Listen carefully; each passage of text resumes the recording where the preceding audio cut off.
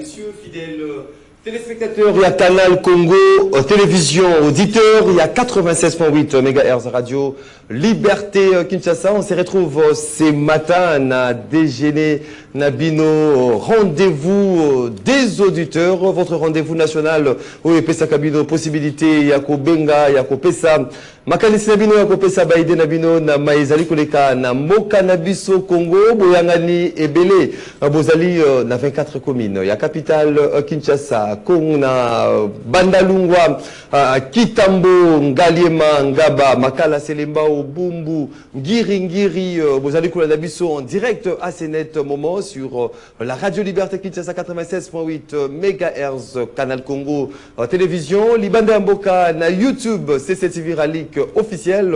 Vous nous suivez en direct na Suède, na Hollande, de partout à travers le monde. Vous nous suivez en direct à Sénet moment sur des différentes plateformes, mais également na canal traditionnel, la radio, tout comme à la télévision, dans différentes provinces.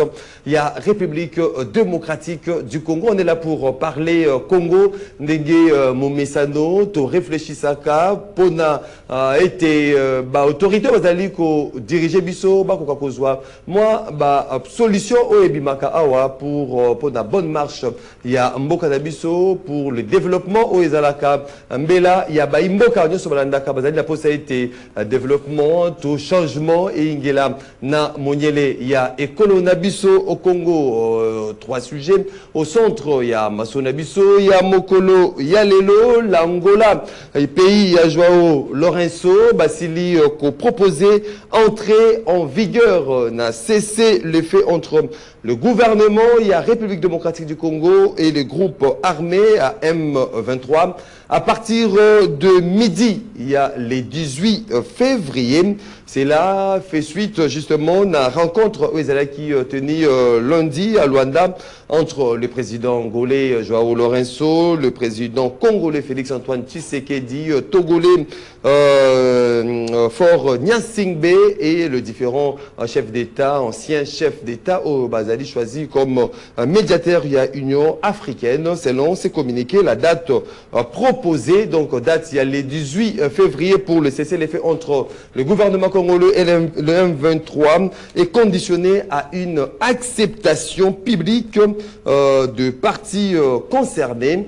L'Angola précise par ailleurs qu'elle annonce du début de la phase préparatoire du dialogue intercongolais appelé à se dérouler à Luanda et qu'on intervenir ultérieurement. Et puis, cette nouvelle, la République démocratique du Congo a Sili Kozala, réélu membre du Conseil de paix et de sécurité de l'Union africaine pour un mandat de 2 ans. C'était donc lors de la 48e session ordinaire. Il y a ce Conseil de sécurité de paix. Il y a l'Union africaine et Salamaki Kunana Dissa Abeba, la République démocratique du Congo, et Sili obtenir 44 voix sur le 48 possible. Les conseils de paix et de sécurité et l'organe décisionnel permanent de l'Union africaine pour la prévention de gestion et les règlements des conflits. Qu'est-ce qui explique justement cette réélection? Il y a République démocratique du Congo pour un autre mandat de 2 ans dans le Conseil de paix et de sécurité. Il y a Union africaine, on en parle dans cette émission. Rendez-vous des auditeurs. Wali Kale, l'armée congolaise, le FARDC, a Sili mené des frappes de drones sur les positions de l'AFC M23 en Petit Kuna, en Nord Kivu. C'est là, fait suite avec plusieurs frappes au les FARDC a Sili mené contre des positions de ennemis, groupes ennemis, l'AFC M23. On en parle ce matin dans l'émission Nabino Rendez-vous des auditeurs. C'est tout d'abord émission il y a Bino Bae au Bozali Kolanda Biso, des téléspectateurs, des auditeurs et les internautes au Bozali branché. C'est tout premièrement émission Nabino avant était Tozala émission il y a invité pour avec qui nous débattons sur ces questions d'actualité. Nambo Kanabiso Congo, le premier à être là, c'est Antoine Botoko au cadre Ligue des serviteurs de Antoine Botoko Mbotenev. Mbote mona Congo mbote na tata mokonzo ekolo honga na benga ka Félix Tshisekedi Fachumu kishi grand prêtre, président Joseph Kabila, président Corneille Nanga, président Moïse Katumbi, président Denis Sanga, non, président de la République, hein, président RDC, honorable Ntingi Pulu Servo Pichu na pesi mbote oui azali président ya RDC kasi toza kotanga toujours bato bazaka ba indiscipliné ko rappela ka bango ke quel que soit niveau bozali kasi facha zali président na bino. Merci beaucoup Ndeko Antoine Botoko des ligues de serviteurs 082 33 33 749 voilà numéro au bino bozali kolanda biso beaucoup participer en direct à cette émission rendez-vous des auditeurs. Donc 082 33 33 749 ou un numéro Boko Benga Bopesa ma kanisi Nabino P bateau Boriko Komelanga directement na numéro 0 message WhatsApp Boko Melinga directement na 081 230 50 29. Aujourd'hui on est le 12 février, nous pensons directement à une dame valeureuse Oyo Amesana Kolanda. Rendez-vous les auditeurs, une fan de Rendez-vous l'auditeur qui célèbre son anniversaire aujourd'hui, Madame Nyakonia Wandewa Vicky, hein, Madame Vicky Nyakonia Wandewa Wazali, secrétaire exécutif adjointe de la fédération du MLC Tchangou 3, puis protocole à l'Assemblée provinciale de Kinshasa, chez les rapporteurs adjoints honorable Clovis Samba, qui célèbre son anniversaire aujourd'hui, la beauté de la République, Madame Vicky, joyeux anniversaire à vous, prospérité, longévité, succès, réussite et kambayo na vula moko sili kubakisa na bomo inayo vie heureuse vie 100 ans ya ndoa à Vicky, encore une fois de plus joyeux anniversaire à toi. Voilà, comme et des traditions une minute à sujet isolé na invité na biso avant de côté na bozinda masolo ndeko Antoine Botoko vous avez une minute à sujet isolé avant de côté na bozinda masolo na biso. Ah, merci beaucoup Ndeko Nangai Maxime. Je pense que na sujet isolé Nanga, nazo continuer toujours pour encourager mon aboka Doudou Famba, oyo ako fournir befort na niveau ya finance pour na koye bako travailler malam, c'est parce que ce qui est là Doudou Famba ndenge ali razo kokende, je pense que mboka na biso tokolongwana ba problème ba bengi likambo ya mosolo. C'est parce que nous avons un ministre où il y a travaillé, la vision, il y a président de la République et la vision aussi, il y a premier ministre, je pense que mon amboka Doudou Famba a travaillé malin. Kassina, deuxième point, ezali que na baenyoso oyo bako lukaka ko se comparer na mon amboka nani ndeko na biso Israël Mutombo oto bengi maître plein. Je pense que Israël Mutombo azali na moment naye oyo nzambe asalela ki oyo azako traverser et toko yebisa bande ko na biso ba local bozala tranquille. C'est parce que mon amboka Israël Israël ya bande ko mususu na cité na ndenge ya mabete na cité na ndenge ya mabete mais na lobine na bande ko wana c'est parce que beaucoup critiquaka mutu tongo midi pourquoi lorsque mutu ali atana passer na binoté lorsque tango bakanga ki na boloko c'est mutu wana tous les jours $50 pour na weba kolala na esika ya kimia. Donc je pense mais non, il faut pas débiter des choses. Patrick Local Oazaki na Oazaki Azaki na la prison, ce n'était pas Azaki na justement ces kiosques de la police sans pour autant vous à la qu'est-ce que les acquis payants. Les acquis payants, c'est pas on peut pas polémiquer sur ça en fait. C'est une boîte à Pandore qui sera difficile à renfermer.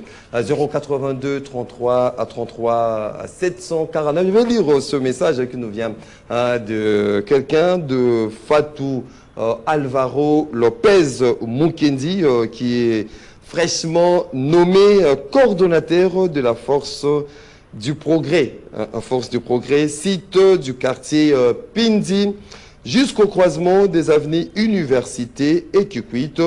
Fatou Lopez, qui est nommé dans le coordonnateur des forces du progrès, remercie le président national Moselou Benzema et l'interfédéral du Moamba à Mama pour cette marque de confiance placée à sa modeste personne et promet désormais de servir ces mouvements, cet aspect, la force du progrès avec loyauté, fidélité au service du chef de l'État Félix-Antoine Tshisekedi Tshilombo Fatou Lopez, donc coordonnateur de la force du progrès du quartier Pindim. Et au croisement des avenues Université et Kikwit. Félicitations à toi, Fatou Alvaro Lopez. 082 33 33 33 749. C'est parti pour les débats dès ce matin. Antoine Botoko, par rapport à cette réélection de la République démocratique du Congo pour un nouveau mandat. Il y a 2 ans, on a Conseil de paix et sécurité, il y a Union africaine. 44 voix sur les 48 possibles. Qu'est-ce qui justifie en fait cette réélection à hauteur Yabongo? Merci beaucoup. Je pense que Ndeko Maxime Tozali na guerre ya diplomatie. Parce que na kati ya guerre ya diplomatie, Tolobaki il faut que luka toujours ko coincer Rwanda. Bisika nyonso oyo ye amimona kike yende roi ya Afrique. Yende roi ya Afrique. Yende roi ya Afrique. Et bae kokutana siko na président Mukishifachi.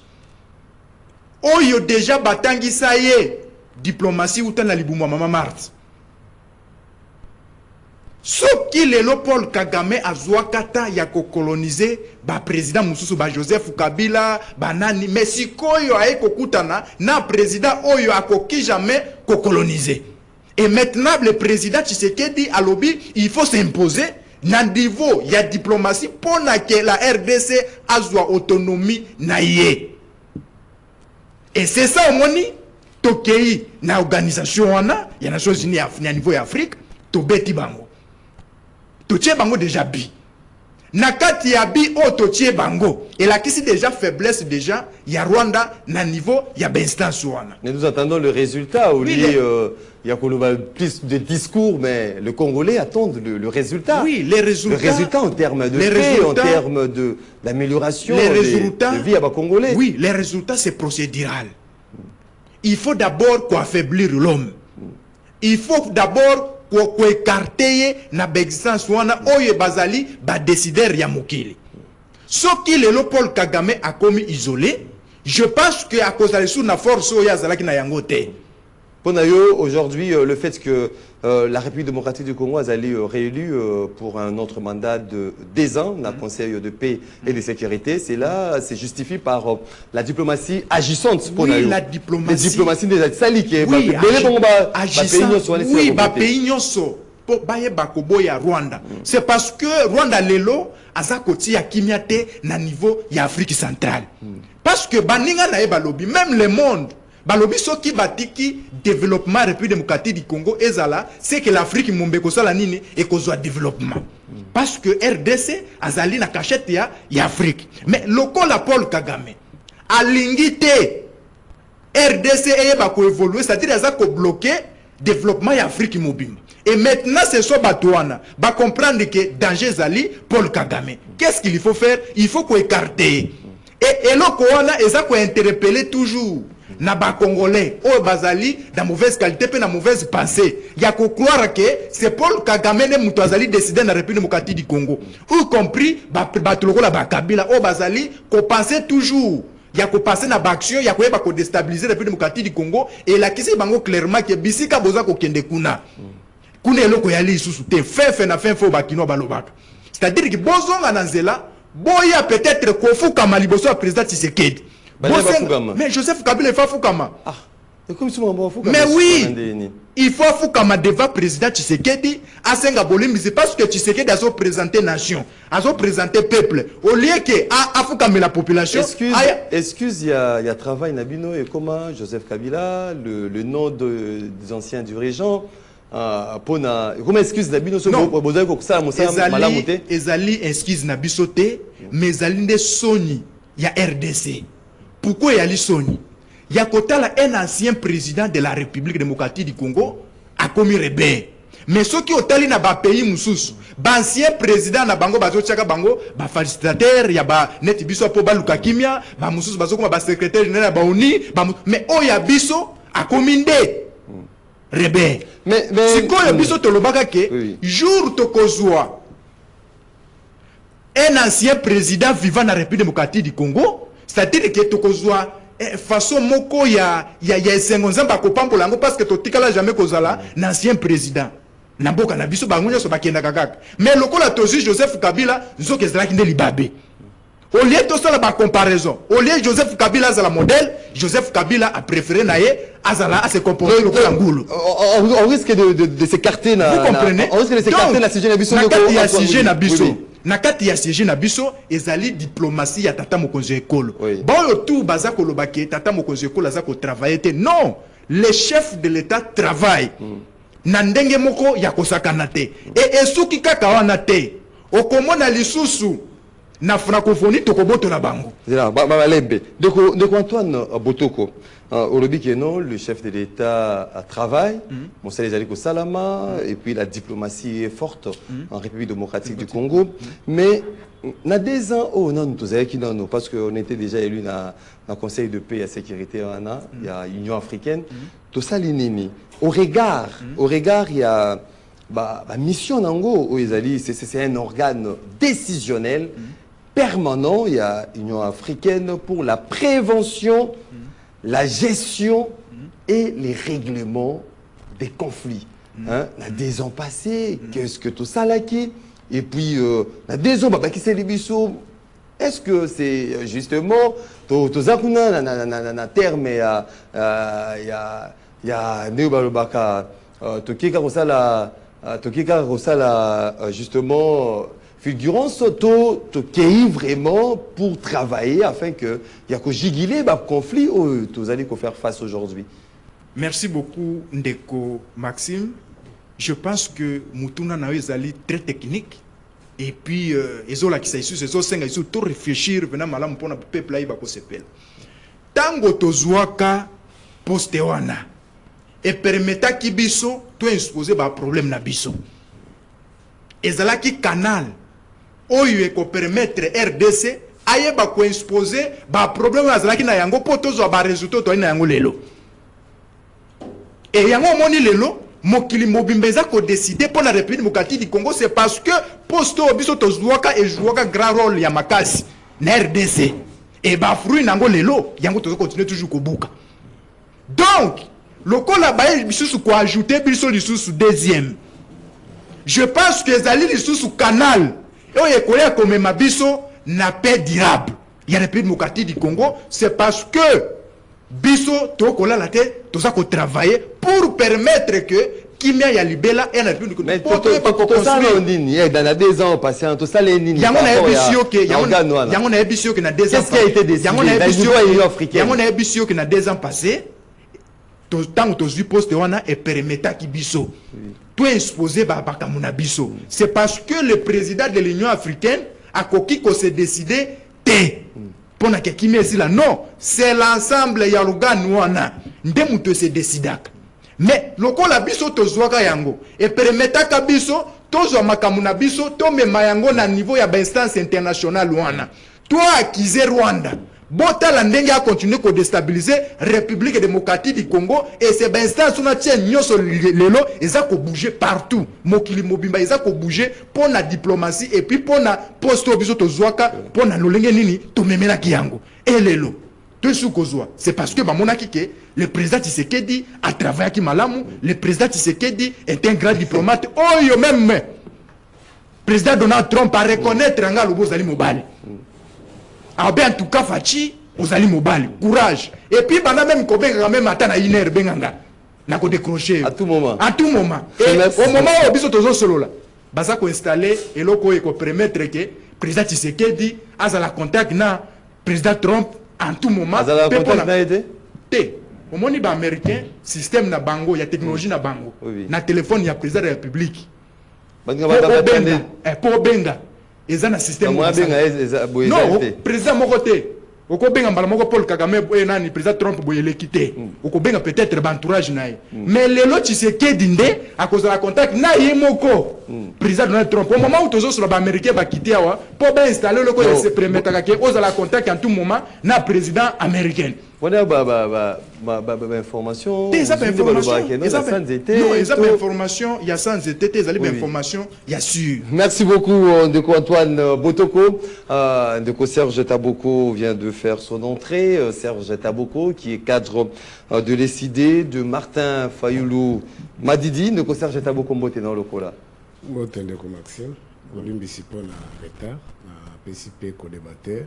Bote na bande kosmo Rolanda biso nzamba zoluku pour que battre biso malgré ba embouteillage côté nango to embouteillage au-delà il y a opération Daniel Bumba il y a des embouteillages na tension ya 14e ireti ko leka côté ba benga nini ba point chaud partout on a un point chaud kitambu ya Kigabwa embouteillage zamba makasi penza ma bloqué penza. Donc Serge Taboko parle de la réélection, il y a République démocratique du Congo pour un mandat de 10 ans comme membre réélu membre Conseil de paix et de sécurité. Il y a Union africaine, Abimina 44 voix sur les 48 possibles.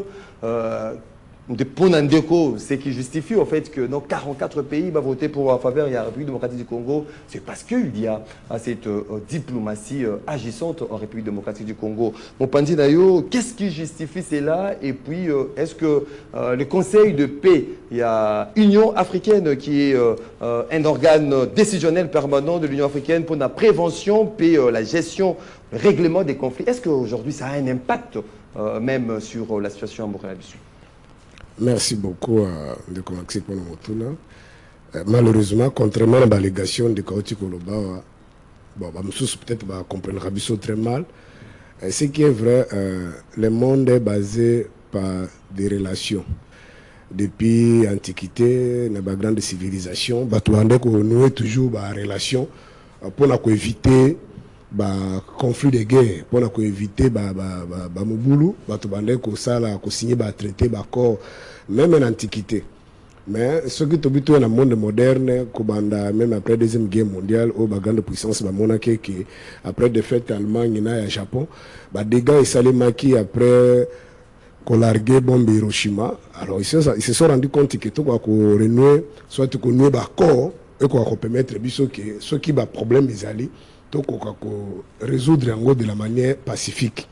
Mais comme on a que n'engenza sala nature ya mutu et pour la relations internationales, problème et intérêt ezali un problème fondamental. Pourquoi? Parce que na n'engenza sala mokili asala ke batonyo so bazala na même pied d'égalité, c'est-à-dire asala n'engeni ba mususu bazana ba richesse, mais apesi ba mususu parce que la potentialité ta mususu matériel naturel mais ba mususu bazana ngote apesi bango mayele ça dit nzamba sala bongo po mukile vivre na kati ya complémentarité pour ça sala ki azuna ba potentialité naturelle ba ressources tout apesi bino azuna intelligence apesi bino ba mususu bangaka ba rejeter ba to mususu monika ego ya nature mutu tala ba esprit okola ba itile baza ki na ngo azokanisa ki bango bazara simoko sipere ba mususu bakoko za pembe na bango te alors nzamba sala bongo. Mais au moment que ce qu'on doit comprendre les relations humaines, c'est de jeter toujours un coup d'œil dans la nature. Au moment où gendre, c'est-à-dire que les animaux sont là. Mais il y a toujours cet antagonisme, il y a toujours cette brutalité pour que les vivre dans le milieu. C'est-à-dire carnivore à kolukalia herbivore, herbivore à koluka alia matiti, balia ba insectivore, c'est comme ça. Mais bazali peut vivre kaka et le monde continue comme ça. Ndenge moko pe na ba relation entre les hommes ou entre les États. Ce qui compte, c'est pourquoi pour la kosuka na mutura na yo. Au moins à un niveau il y a Nations Unies. Ils sont là. Mais au moins balongu sous son baké ko sala sous son temps.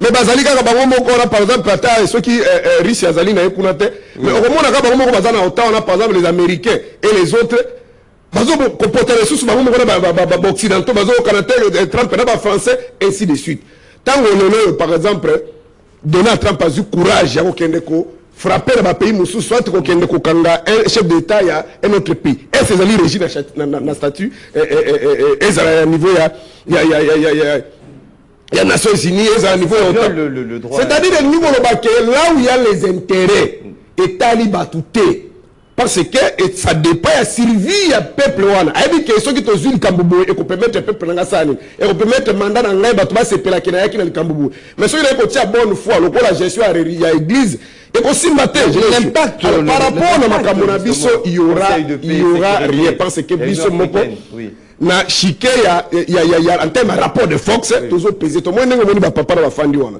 Ils se respectent mutuellement. Ça dit, tant que mon photo est virtuel, c'est-à-dire ce qui est visible. Mais tant que si on a comme on a mis balé ça, tu vas écouter les bases sur la relation, on a qu'on la télévision et peut pas se respecter en cas. Alors en termes d'organisation de l'Union africaine, c'est une organisation creuse, vide. D'abord, pour la conflit. Au regard, il y a conflit, il y a une organisation pour mettre en place, pour mettre en chaise dans l'Union européenne et d'apaiser bon. Bazar va prendre la cotisation. Nous avons la présidence africaine de milliardaires. Mais pour la cotonga bâtiment à Bango, Union européenne a aidé Bango na Bango. Milliardaires, mais pas le bâtiment. Le président africain presque ça, ce sont des milliardaires. Bango Bango va millionnaire. Mais Mbongo la cotisation ils à la caté. En dehors de ça. Au moment lorsqu'il y a peut-être problème de la résolution du conflit. Au Talita Moussouné Zalaki pas Idriss Déby Idriss Déby a Koufi. Disposition d'une la constitution tchadienne que ceux qui président Koufi Mona a remplacé. Et avec toutes les conséquences, bah dégâts et salima. Au moment où na Soudan ici, na Soudan n'engage salima ti bazo panzar. Au moment où on a occidentaux, les baïa kata moussou intervenir. Soit exemple le Congolais à Congo pour terminer. Même au moment où n'engage bato akable bazo le bawa, nanga zo le baga yena arbitre. Arbitre ya match mais azo courage que tout le monde qui que extrémiste wana faillir extrémiste ce peut faire ça bon bato wapi to ebite degré immoralité ya bato extrémiste wana to benga ki ba président africain bazala ki wana ils étaient comme témoin pour la paix de la sous-région pour un intérêt à communauté internationale pour intérêt et au moment que ba arrangement tout basala kawana au moment président de l'Union africaine après c'est ma carré million na Katanga basale maboé tika parce que ba faisons gratuit président de l'Union africaine mais non na sani que za la baza comme Zuma ba président Bela ya Afrique on a basale ba carré million na pesa bango mais bazo pesa bango ba différents régimes même réunion ozo mona ta onde bazo la nanga ndaka souci zalika ke ngana o zamboka na ngana osama kamonanga bino bozo ya bino bo ça dit ce sont des gens là tu peux même pas croire d'abord ce que tali objectif na bango ils allaient pour ramener d'abord notamment créer des conditions pour que Afrique se développe dans l'autonomie et c'est makabazo urbain ils allaient permettre que et ça va discours va commis dans papier permettre que qui les a et c'est l'Afrique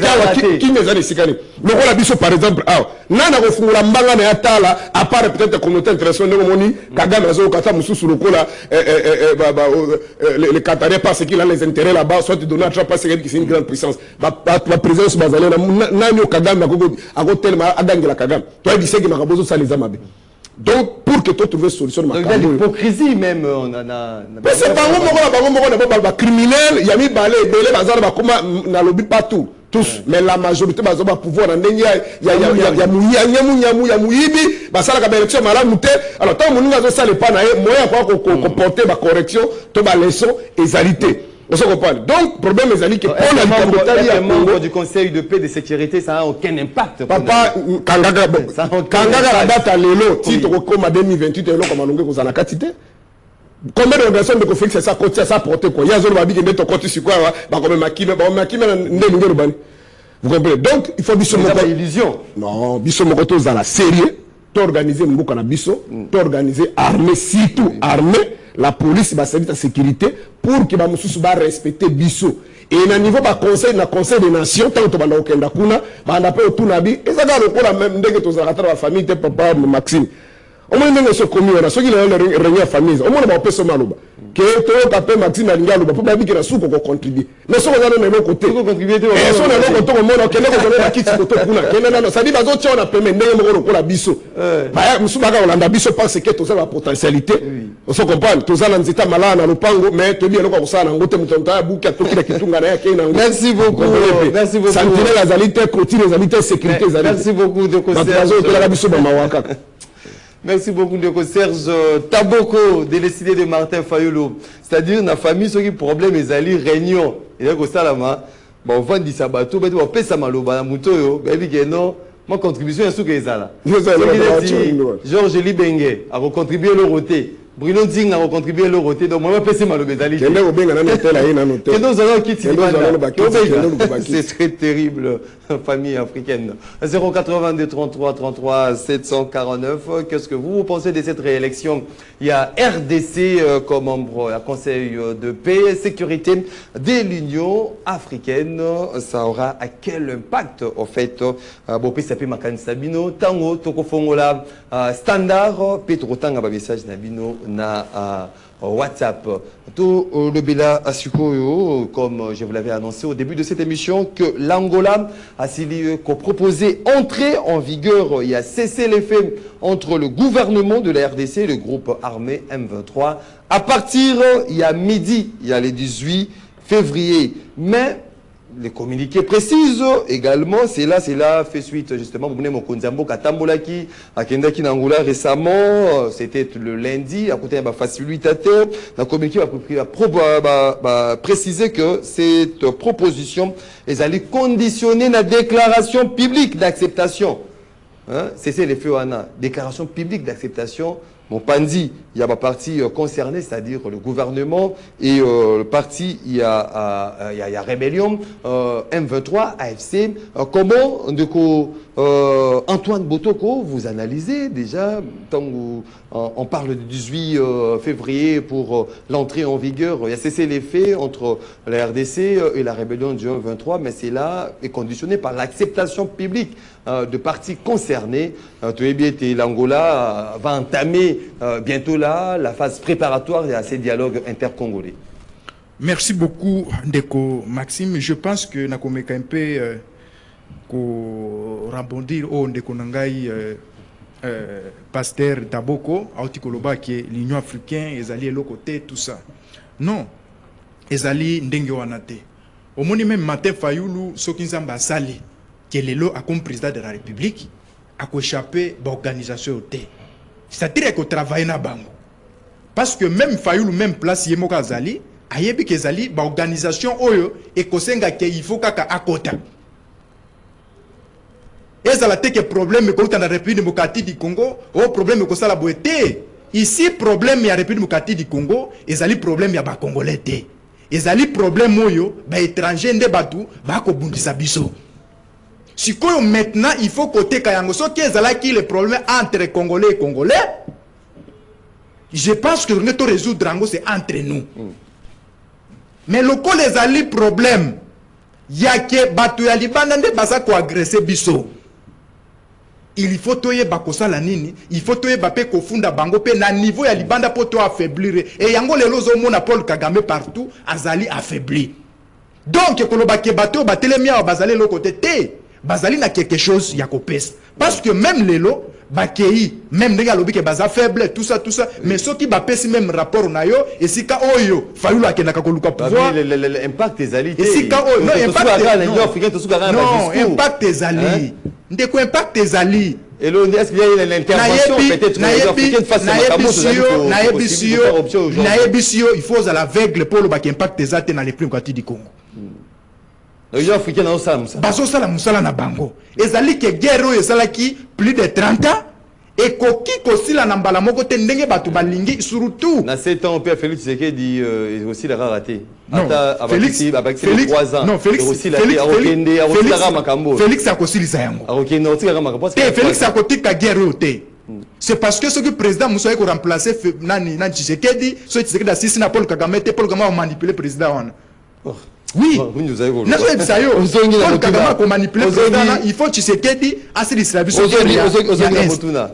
na mutuna na yo na makamboyo etali cesser les faits oyo euti comme l'acceptation publique. Il y a deux parties. Voilà, il y a deux parties. Est-ce que c'est possible? Ezali possible. Oui. C'est parce que tango ba décision et bimaka awa ke ba quitter Uvira ba kitaki. Ça très bien fait zali. Tant qu'on peut pas décision payer comme les les États-Unis. Mais oui. Est-ce que vous savez pas que Angola a un mandat aux États-Unis? États-Unis a payé mandat. Oui. Hassan. Aïe bako négocier pour na kimeza na République démocratique du Congo. Non, c'est au niveau de l'organisation régionale, oui, de l'Union africaine. Oui, bakendaki au moins n'a pas de signature, il y a signature à Washington.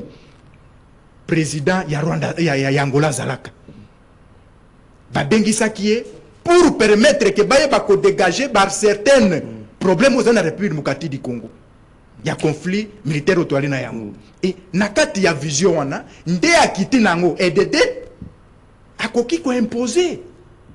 C'est parce que le problème il y a Congo. On a qui va facilitateur, qui en Angola, le chef de l'État, qui en Angola, Sololi, c'est une porte pour ces dialogues inter-congolais. Phase préparatoire, il y a consultation, ça commence en Angola. Est-ce que par rapport peut-être il y a un Géwanande où ça a été les deux parties, la déclaration publique pour accepter ces faits. Yango na ebisi ok, ezali procédural, étape par étape.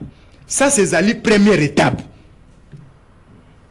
Et deuxième étape pezali ndeko bamakambo eko salama lelo na République démocratique du Congo bato ebele bazomona ngo bavantir mais ali ba fait réel toza omona ngo et bato mususu bazali na kimutema mabe tellement bazali na posa ya dialogue.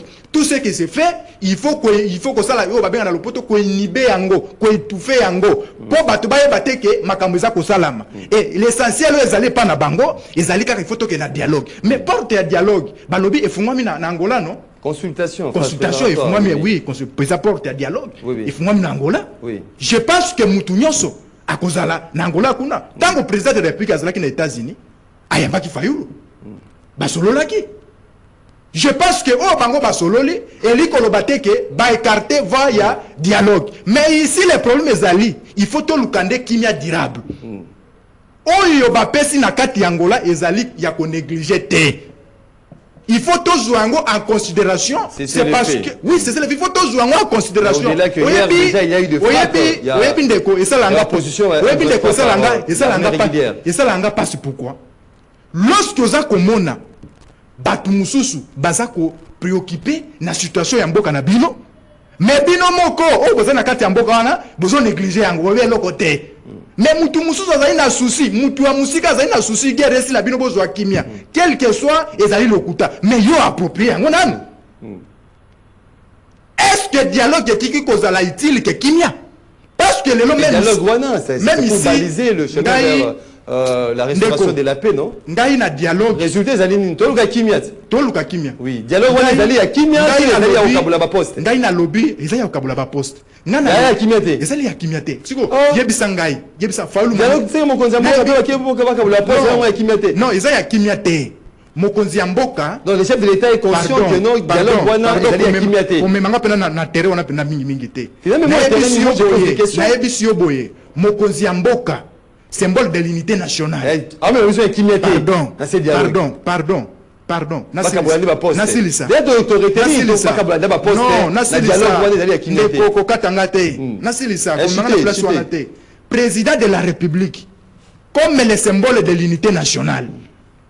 Le Kola, Azobunda, Nandegi Alibanda, et il y a de certains Congolais qui pensent que ceux qui te yokani, qui n'y est cocotte. Mais moi je pense que dialogue est coproduire de l'autre côté, c'est parce que la République démocratique du Congo a un problème à dialogue. Tu as un problème, il y a un problème. Pardon, tu as un République démocratique du Congo, tu as un problème, il y a battu. Problème d'homme. Problème d'homme. Parce que pour mon accueil, tu as un problème, il y a battu. Yotala est un ancien président de la République. Non, fixation sur Kabila. Voilà, pardon. Excuse donc Kawana. L'ancien président Yasseni a été rejoindre M23. C'est-à-dire que le dialogue dans la République démocratique du Congo, ça ne va rien apporter. Merci beaucoup, Ndeko Antoine. Merci. Malembe. Malembe. Même Kabila Aloba a changé le tout à Congolais à Baïsaïrois, à Kokaka et à Moté. Pourquoi? C'est parce que un homme zaïrois, c'est lorsqu'il y a Ali na Yamote, Merci beaucoup. Merci beaucoup, Ndeko Antoine Botoko, Ndeko Serge Taboko, qui concentré, hein, Ndeko Antoine Botoko. Comment vous avez décrypté justement cette situation, Ndeko Serge Taboko, cesser les faits, on laisse à l'appréciation, il y a pas parti au conflit pour faire une déclaration d'acceptation en public. Est-ce que vous avez comment on a été en prélude justement, il y a ces dialogue intercongolais, il y a la phase préparatoire aux Angola et qui permettre les deux parties se convenir pour la déclaration d'acceptation. Il y a cessé les faits où il faut entrer en vigueur le 18 février. C'est une très bonne chose. Nous encourageons surtout que la nègre bande konabiso bali kufa en particulier au Bazalia chez eux dans la partie orientale Bunaga na lelo presque 4 ans bazur kenda ko landa 5 ans Goma lelo to qui déjà une année Bukavu zo kenda donc pour na kimia raconte sur toute initiative à là dans le sens d'apporter un peu de soulager les Congolais, surtout ceux qui vivent dans la partie orientale. L'initiative est la bienvenue. Cependant les mécanismes, quels sont les mécanismes mis en place, les mécanismes contraignants pour que décision, volonté, tozali kozwa et kondima et la mise en application. Mais avant na poussana na rappelé quand on konangai ko débattre c'est que quand nous venons ici ça pour na la analyse ko pertinent par rapport à maintenant batuna kabiso to ko pesa obiso to kanisa. Bino mozozo asigenyo sur la télévision ezaka pona kokumisa ata makambo makokumisa ezaka kokumisa ezaka Félix Asali makambo sozo lo babo. Moi j'ai parlé par exemple na conseil de paix et de sécurité au biso tozui esenge d'abord yo moko tango batune mutuna koyeba nano mpifo musala pouvoir nango nini bango bazaba bengami na mission ya kosala yebake bazali wana na mission juste ya prévention, c'est-à-dire ponako régler ba conflit ou les prévention ni ba ki likambo esalemi na noté si ba moni ki mbutu ye wana musala ba kosala ko prévenir ba ko solo la batali ba pousa ni pour ki ba ko benda makanisa pour ki makambo no lingo ya esani mate ba no ko moko ya grave règlement de conflit ba règlement de conflit no ko moko ya grave kuna au kasata ki a commis président Union africaine yene ata pa commis président Union africaine il va rien changer parce qu'il y a pas une armée kuna ba ben ko na Union africaine ou ba na ko bunda na place na bino. Organisez votre pays, voilà l'essence. Il y a makambo na zali koroba so ki organiser mboka na biso te, vous pensez que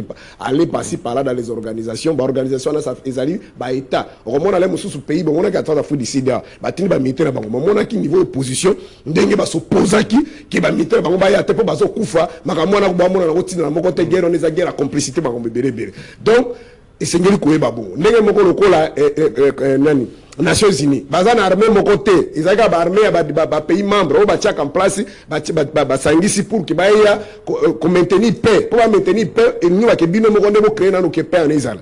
Donc voilà na kozonga isusu te makambo zo loba ngara zo comprendre te. Alors problème ezali na biso wa ndeko Maxime ndeko Félix ezali problème ya classe politique en partie classe dirigeante.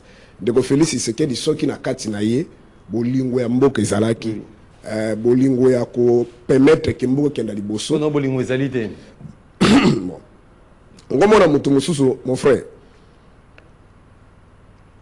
ozomona ye akenda ka musala chaque jour oui bon quoi ndeko alingi société na biso mingi mais en réalité il y a zone quand même bongo pour intérêt na ye mais la société ni kolonyoso bolingo ya société mona ka société ni tongo yo kanisa alingi te il y a autant intérêt na donc na comportement ndenge na meka ko tala ndeko feti c'est que na ba baza ko entourer ti ava ba comme na pouvoir depuis na Genève tant ba retirer qui signature na mona qui vraiment que ndeko Félix c'est que abandé ko tabler si intérêt na bango comme organisation. Et jusqu'aujourd'hui, la décision minga zali kozwa o na mboka na biso tito koma na niveau oyo ezali juste intérêt. Pour ce qui est pour l'intérêt ba congolais, déjà na loko ali bosso ndeko fait ce que nga retirer signature était pas ce qu'il y a ba que bitumba oyo ti papa na ye ti akeko kufa akoki te ko ko récupérer imperium yete na kabu de bazaki na makoki te ko désarticuler système wana. Ça c'est d'abord un. De deux ba commis na pouvoir à travers l'église catholique baza ko finga bango lero mosengo ambongo les autres ba pesi bango poids pour que va parvenir pour déstabiliser Kabila mais et permettre que tout organiser les bonnes élections en 2023 au moins nyonso de ko faire ce que la salaki à s'accaparer na seni na ye loi organique composition basali makambo tout basali pense qu'il voit son intérêt ndenge peut tobeta masolo sikoyo ndeko fait que mutu na ye azokanisa na baninga na ye que comment ils vont faire pour rester au pouvoir c'est ce qui fait que Congo tozonga sima. Mais ceux qui n'ont pas réalisé ce salamakio et que même étant bakabona Kabila donc fait expliquer à chaque albino congolais yaka papa mato vanda et logo kabula ba congolais zate qu'on a un problème parti avec fétiseke et zali mode ya gestion ya mboka alors lokola bino zali to vanda to sangana luma to sangani na seni consensuel to sangani na gestion ya mboka consensuel to keina mapona mi peuple apesa moto ya lingi pouvoir makambe bele na resila sali tongani to déstabiliser banguna ya mboka parce que Kabila et les siens on va simbi lelo bazo soutenir ba rébellion bandeki bazana ba élément de langage de ba mamba Jean-Jacques Mamba ngaba kendate on se comprend parce que mutu tonga ke na élection transparente amoni pendant que batangi okweyi o échoué so ko contester ba papa yaka batangi bulletin moko papa okweyi na yo mais on donne les éléments de langage aux autres aujourd'hui parce que ça makamuna qui yanki déjà l'élection les KP où il n'y a pas de contestation en Afrique. Oh papa ça qui ben to ça l'élection na Sénégal contestation ça là il n'y a pas eu de contestation passe na lobby basala qui cause le Madagascar basala qui élection le président en place il a organisé les élections l'opposant a gagné il a contesté c'est ni na bango et benga bi papa yaka batangi bulletin avant que tout ça kotanga yemo gabi papa alongi na ye et nous va kébérer le Congo sala et ba précision on comparer le élection à Cameroun le élection à Cameroun na Rwanda na Congo pas les élections par exemple Cameroun na Congo na Rwanda ndenge moko mete il y a ndeza ndenge moko lokola ya sale makia omoni mutu avandi pembeni machine à voter na ndako a voter misa pesa les passe azo benga madame na yo pe ya ko voter to ngai na lembi yo pe ya ko voter kutika ça fait information gratuite papa na ba vidéo te ba vidéo zali OK l'Équateur pas na ngakula bisika muso mona awa ezaka biro ya centre ga to ko voter mutu mususu te est-ce qu'on peut venir il y a que trouver la puissance kanga ki bato donc il y a difficulté to koti na ngosiko c'est parce qu'il y a des intérêts ata bo bakeko sima minduki basi minduki te pour l'intérêt à mboka basi minduki pour que bango bazongela pouvoir na bango voilà ce qui fait que le Congo n'avance pas. Alors pour trouver une solution ezali kambo kwa ko vanda esika mboka na Angola dans le cadre de ce consultation est-ce que ezali loko moko salema na Congo mikolo yo vraiment botia fa pembeni. C'est un patrimoine. Ah, ok, Angola pour être consulté. Mais ce qui est facilitateur, d'abord, Jean-Pierre Lacroix Otikoyawa. Comme on a dit que Bissot qui représenté. Peu Bissot qui toza na kata masolo, makambo Bissot toloba kezaka pour l'intérêt mboka. Le vice-président Kassé quoi Tanga Zuma Loba. Vous avez représenté. Tanga Zuma Loba, ba misu bazo kende kuna wa moni bakangi bande kona biso boye. En plus bazo loba biso to biso ko moni ba kanga bato bakabila bino bo loba kate bo pesa biso ba dossier. Parce que lobby bino bo kanga ki bato. Tant to wande ko bisa bino boyo ka kite. Le loba ba Félix de bazo kangao. Lobby bino bo bando ya biso ba dossier. Parce que biso nde to ko sala makambo na ndenge ya bien. Kassé ka Zuma Loba lobi papa. Tala nanu makambo ya mise en application à résolution 2773. Bon, si quoi, tout ça va vanter, toi, ils allaient qui voter. Voilà, à ce moment pour l'intérêt à Mboka. Ça dit, Rwandais, Kagame a retiré ma troupe naïe, administration parallèle, ça nini, et Kenda. Donc aujourd'hui, vous parlez le même langage avec le gouvernement. Parce que le gouvernement, on a cherché qu'on défende Mboka. Depuis nous, on cherche qu'on défende Mboka. Si vous n'avez pas défendre Mboka à côté. Biso ndenge tozali même rapport ya Nations Unies ezali ko impliquer Uganda na kati mais bango gouvernement na biso azala ko la mutualisation na armée ougandaise non bina chaque discussion on a tenu na biso ko sala ye musala c'est tini na tongo okanisi kalingi so etike liboso ndoka ndeko ko musala na ye et belo zo mona bazolo balo bakabana ba 4 passeports on se comprend ba ine ko kambongo na Congo nozo kapachi to ko kufa pona yo ezolo papa mususu ana tanga Kabila babanda ngoluma na mabolongo boy aso ngoluma na Kabila misusu omona ole kabwatia voiture atie longia Kabila voiture mobimba lelo batongo tuna mona bango lisute dans le dialogue coûte que coûte c'est pour dire que ba flatter nyoso zo mona ba otala bente mususu déjà chantier de ces mati so ka biseli ka dialogue monter mezo pese passe le kola kufa ndeko aussi on a ndeko Antoine Botoko a lobby était ces dialogues ponaïe hein ça n'engage que lui Antoine Botoko pour lui ces dialogues attendez mon ko ndimbo ka ndimi na ti ba critère na e ba condition Sauf que il y a un dialogue wana et comme la biso qui miate et ça n'a pas partage il y a un poste comme ce fut avec les différents dialogues.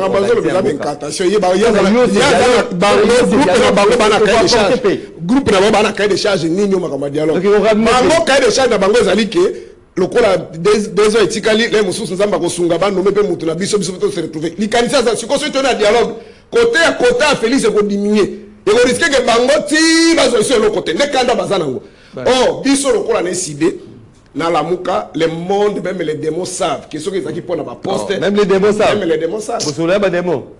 Attends, dans zone Isaka pour na extrapoler, pour Nathalie Sakaka qui c'est ça ils ont suivi le style pour Nathalie Sakaka qui Fayulu est le premier Congolais na Congo depuis 60 km na moelelo. O ba benga ya kusala musala officiellement batendre le boko. Ayate.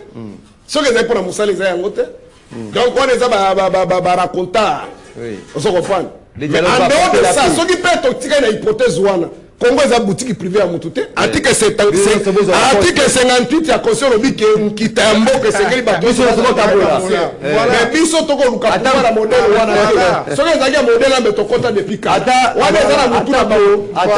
même ils ont habité mais pas poste. Même les conditions sont de conférence à Zabosala, de conférence à condition à Ayebi qui va sango baza bato baza crédible. Le problème c'est que comment il va dépasser 2028. Merci. Ceux qui a créé na basango azo risqué à Sibi même soro Kabila monaki na bakoro à Saint-Sylvestre et kokoma kuna ye on nous a pété dialogue même mais so paye et même surtout Sibi lisusune yes Kabila Sibi sangi ndengeni idée ya Kabila zaki ke akorouler basango pour que ba pesa ide pesa primature ya continue au delà à 2018 ce qu'on a moni que comme kuna te Kabila yo kozala te ndé bisi batona papa bo signer biloko na sous réserve merci Félix azobanga zoluka mutu moko ata Union africaine ndenge ba konjo bande po papa c'est biso ke konjo Kabila c'est munene ndenge aluka pene ndenge Kabila bande yango merci beaucoup na sukisi na professeur de kitoko alikenge pande ko Israël biki Félix ndenge za ko copier Kabila tu peux pas imaginer ça dit ba stratégie tout comme batonda Kabila bande Kabila tête olobi bolinga Kabila tête biso bolinga tête non pas un problème personnel à Kabila problème c'est gestion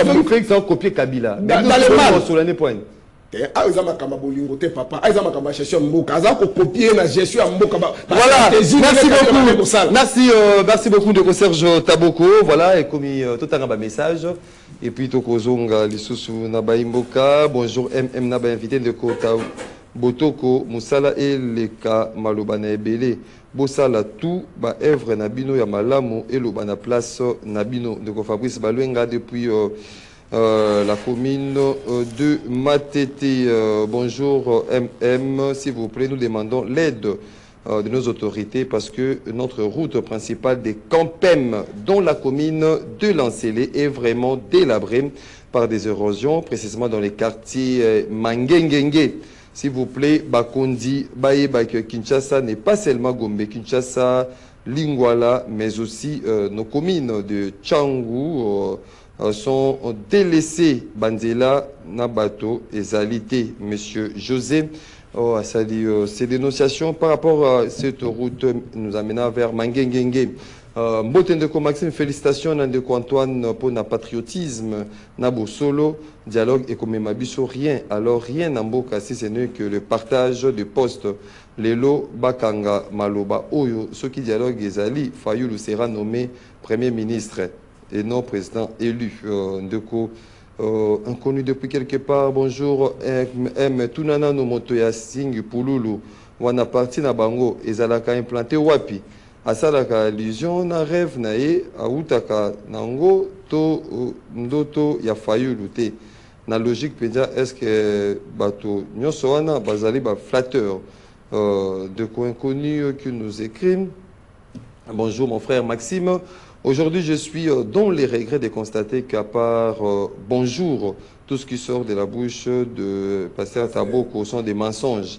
Même ces bonjours, il faut le scruter minutieusement. Ah, car il doit y avoir quelques brins de mensonges là-dedans. Dialogue, s'il y en aura, c'est au pays et par les institutions du pays. Papa Maurice, depuis Sanga Mamba qui nous écrit. Bonjour Maxime Legrand, je salue les invités. Premièrement, je félicite le VPM Bemba, toujours ministre Oyo Alingumbo Kanae, après Komo Naba avion, Koya, bientôt le sous Tozali, Kozwa 3 locomotives neuves, encore 1000 bus Transco, Misala et Belé, mais Maloba, Mouké, Ndeko Serge, Mombito depuis Kinshasa, bonjour M, Dialogue, Senko, ECC, Joseph Kabila, criminel, Paul Kagame, Akwei, Namai, diplomatie agissante, il y a Bakala, Yangolo, Fachi, Papa Wazalendo, depuis Monga Fula, bonjour MM, Antoine peut démontrer que Kabila est rebelle. Pendant les 7 ans au pouvoir du régime Tshisekedi, ils ont cité le nom de Kabila comme le nom de Dieu. Honoré Lulendo depuis Suède. MM Kabila Zali na présidence ya Union africaine T. Afunda Rwanda na Uganda pe bazala condamné Oyo et Sala ke Mutamba azala condamné ya maramba détour Nema Neko Honoré Lulendo depuis Suède qui nous écrit bonjour Maxime, félicitations à Angola qui rejette les conditions posées par Kinshasa pour le dialogue souverain, que le peuple souverain va décider son sort face à cette crise multiforme créée par la mauvaise politique de l'UDPS. David depuis Nga Liema Ndeko Maxime Tozaba agent Yaraskin trop c'est trop Tosengi le gouvernement Bumba Aya Kolongola DG Ig Louara ba détournement et qui mingi les agents ne se retrouvent pas Yango ce que gouverneur à Longoli DGT vous apprenez Raskin le DG sa gestion pose problème.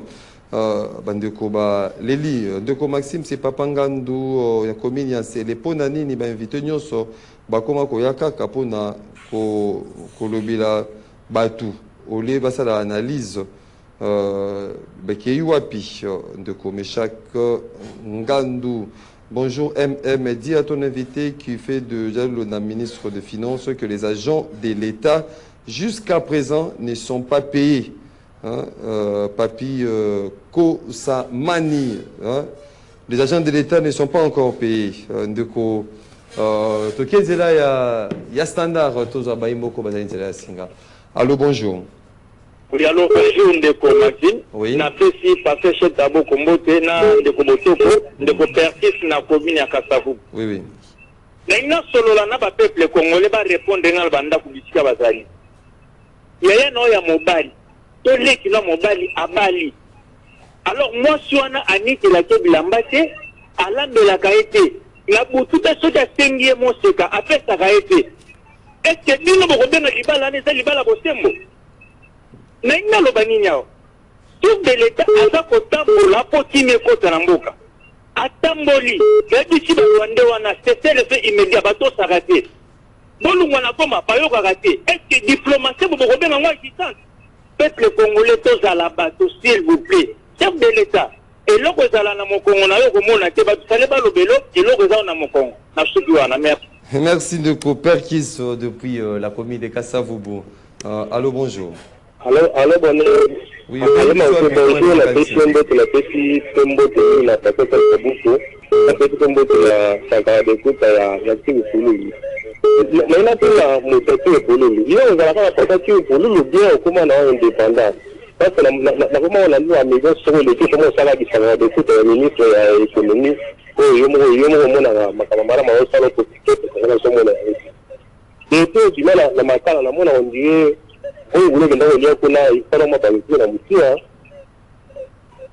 merci beaucoup, Ndeko Tozui. Allô, bonjour. Allô, oui, allô. Bonjour. En tout cas, parce que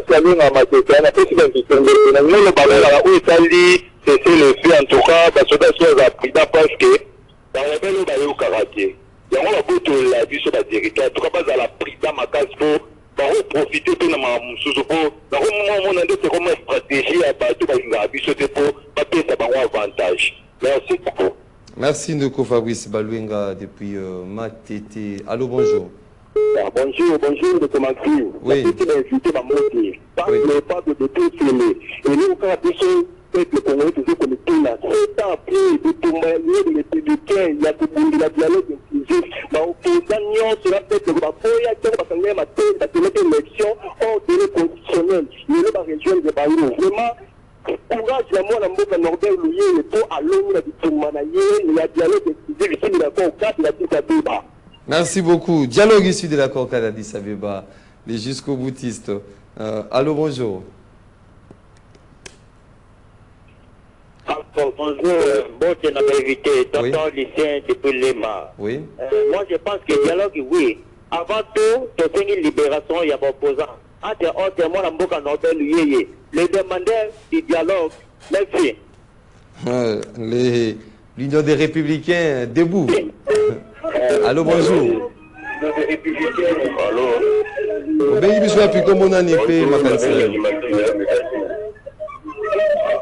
Diminue volume de la télévision dans la radio d'ailleurs. Oui. Oui, au diminuer volume, non, sur le bengi biso diminuer volume na yo, il y a radio, la télévision pour to capter bino 5/5. Allô, bonjour. Allô. Oui.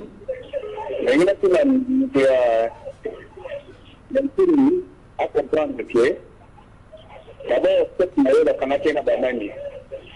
Il y a un débat qui est, donc d'abord, hier, pour le battre, il y a un débat, parce que le débat n'a vraiment été un système par rapport à la région pays, par rapport à la réalité. Mais dans la République, c'est pas une barboye. Il y a un moment où ça va l'idée dans la région. Je vais pas nous allons l'idée en Guinée. La réunion des Républicains. Nous allons faire des dialogues par rapport à quoi, puisque c'est dit que nous avons eu, il y a des revendications sexuelles qui sont souvent na eba marengo na bango après ma pas décider c'est tu vois la réunion les civils vont par rapport à ça hein on est dans la conscience ça bango comme pas d'abord que les choses que nous avons dit dans la prison c'est ça après on a bango bango ni ni on go comment ta décider na décider comment ta décider dans le domaine là ça va créer conflit là. Merci beaucoup Ndeko depuis de Mitterrand, il y a des républicains qui saluent Nini. Dans le dialogue d'abord, on va saluer Nini. Ici de la Concorde d'Addis Abeba, de Mitterrand. Bonjour. Oui, bonjour. Oui, moi la soda. La PCIMBO n'a pas invité particulièrement à pasteur Serge Taboko. Merci pasteur Serge Taboko parce que au recadré, mon toit ça la dialogue na plateau. Le journaliste a tourné plusieurs fois. Tout ça là qui en tête il y a l'Union africaine. Ni ne te rapporte pas qui n'a moka. Azo komisaka qui dialogue. Alors que tout ça là qui a un président l'Union africaine, président la mission là qui est en tête, bah mboka je courir. Makamuni ozolo bana papa to que na dialogue de linga ou pas au finir na dialogue. Ça peut être Félix Okende de la 2028 à une seconde après ma ça la je vous assure. Le peuple va être chargé dans votre petite mission. Merci de Kovinej, moi Nasoda depuis Kankokolo. Allô, bonjour. Bonjour papa, Maxime, bonjour, n'a pas invité, papa pasteur, elle est catholique. Antonio le Cambouya, diplomatie agissante, oyo, mais le président Trump dans le Dango, et Zomoni en Gondingezo, Beso, Pogia, pour le Kagame, Silinanzo, a commis le Lobena, pour le diplôme. Mais yo, si quoi, yo, non, faut pas féliciter simplement que diplomatie agissante ya Fachi Beto Bakala Yango, le monde ni la pose pas tout nyonso bandini Yango. On est allé makamba dialogue di papa nanga Maximinga ina sepeli ndenge de pression na presango le. Po basango bango bazalaki déjà bato oyo ba Joaquin Bongo ya Paul Kagame bazo jouer rôle na bango pour na Paul Kagame. En tout cas pour na bango pe ba nema oyezali cahier de charges. Voilà, on prend le dernier intervenant, merci de Komatondo. On prend les derniers intervenants Nassana. Allô, bonjour. Allô, bonjour. Oui, allô, bonjour. Au bien, il y a plus combien de temps? Oui. Mon pasteur, c'est moi la raison. Parce que ma mot, tout le monde est mon amour. Quand ça va, c'est M. Félix. 3 personnes qui sont là, d'accord, on a bon Nambuka. Parce que M. Félix, nous, on a mis sur le canal. Il y a un pouvoir. Après la semaine, c'est la population. C'est un Mbuka, mais c'est notre commande psychotophobité. Parce que nous, il y a là quoi, il y a là quoi, il y a des résistants dans notre commande. Il y a des secrets au commande. Il y a là quoi, parce que nous, on a la seule bâtée. Parce que nous avons critiqué le bon fait, ça va sans raison. Et là, caca, là, Merci beaucoup, Wanezaki, moment et téléspectateurs, auditeurs et les internautes de partout à travers le monde, de Antoine Botoko, aussi du Kabaimboka, question à Bango direct, Mutuna na Bango, répondre Bango à 2 minutes. Merci beaucoup. Je pense que tu as répondu de Kotabo comme moi mouké. Na 2 minutes. Na 2 minutes. Na 2 minutes. Na yoka kinde Kotabo kwa lobby. Tu sais que d'aligner mboko yote. Tu sais que d'aligner mboka. Kole quand même ba président nyonso o baleka na République du Congo. Tu sais que d'aligner mboka. Oui, kole ka ba président nyonso o bazan République du Congo. C'est parce que tu sais que diso ki alinga ki mboka oyote. Alinga kandima ba Rwanda na tubaya to partager pouvoir. To partager yango. Et yami balé tanga zolo bake Martin Fayulu azoluka pouvoir te mutu aliboso asenga pouvoir na mboka oyo. Ezalaki Martin Fayulu avant ba bemba même baya asenga ka président ya ba réforme soki ya ba institution boy. C'est Martin Fayulu. Soki Fayulu azako luka basango ebi pourquoi? C'est alinga batama na sima ya basango. Alo bake na zwaka poste nde na sima ya na dialogue ya basango donc na zui poste pa ya Tshisekedi te. Et bokanga data lelo Taboko oh dans quelques minutes. Dans quelques minutes. Oui, dans quelques minutes, dans quelques temps. Akoya ko benga Tshisekedi d'excellence. Akoya ko défendre Tshisekedi. Akoma na sacré. Akoma na nyon sacré. Boka ta porte. Boko mbayango. Akoma na nyon sacré ndenge bato ya muzitu lelo bakomi ko benga Tshisekedi d'excellence. Vous comprenez? Donc dans sens ouana. Mais la politique est dynamique. Oui, la politique elle est dynamique, la politique intermonde. La politique intermonde même. Oui, mais pour la restauration. Mais yamana c'est que ce qui a causé Koloba, ça n'a pas réserve ça parce que lobby population bakobunga même nzela azali parce qu'il faut que la politique intermonde aléatoire. En gros, donc c'est ça ne qui a lobby soit que biso na ligne de serviteur on a cahier de décharge. Ligue des serviteurs a de oui, il y a des plus serviteur. On va pour donner le sourire au peuple congolais. Biso tozali na cahier de décharge na biso. To ali na yango ndeko. Président na biso ba invalida injustement. Tokenda na ba parquet awa. Senya loba na biso que ngai na invalidé ntingi po na mona ki ba publication na ba réseaux sociaux. Tito kei na ba parquet akeko loba ke ntingi pululu ozali na makamute ba sokole ba obi zonga. Ti lelo avanda. Ka décharge na biso ezali double siège na biso. Ntingi a été élu 39 000 fois. Injustement, sans preuve, c'est parce que batu batiaki bruit na télévision. Et ndenge moko na batu ya Fayulu ndenge mona baloba ke biso to gagner l'élection, mais ce que obengi na ba preuve azali na yango te.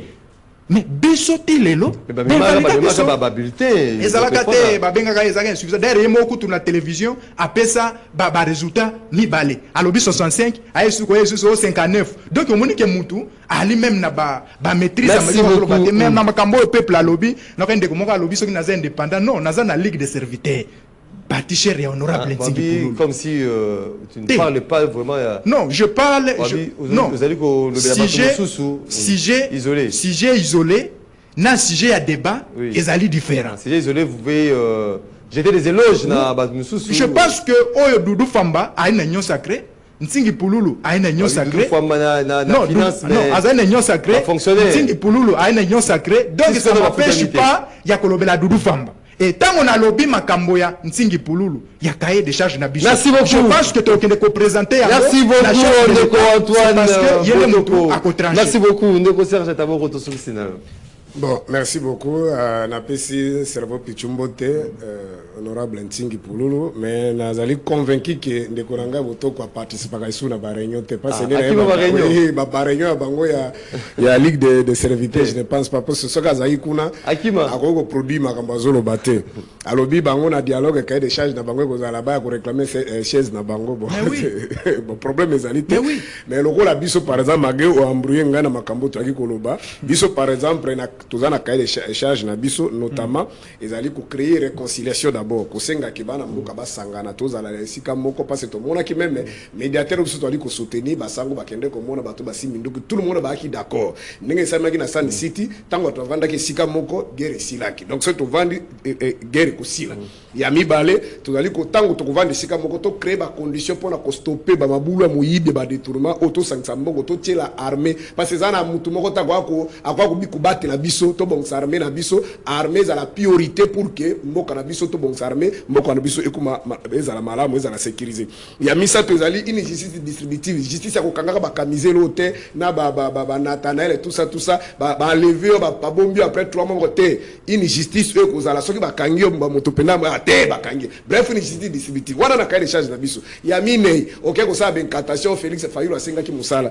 tango to senga ki ba réforme wana na dialogue na 2019 tozaki na kulutu bemba na katu bref la muka mobimba mais bon konsultaka bango te quand tu parlais na tika ki oloba te olobaki so comprendre donc yango pe même na kai de charge to wana ngoto senga ba dialogue to senga ba réforme consensuelle pour que cette fois-ci tokende kozwa consensualité ezala na mise en place ya loi organique loi électorale composition ba membre ya bureau aseni pour que makambo ele kamalamu donc ba réforme ezala na niveau ya justice makambo ezala ebele wana ezana cahier de charge na biso eloko mosusu ali ke toyeba ndenge nini tokoko ko renouer on se comprendre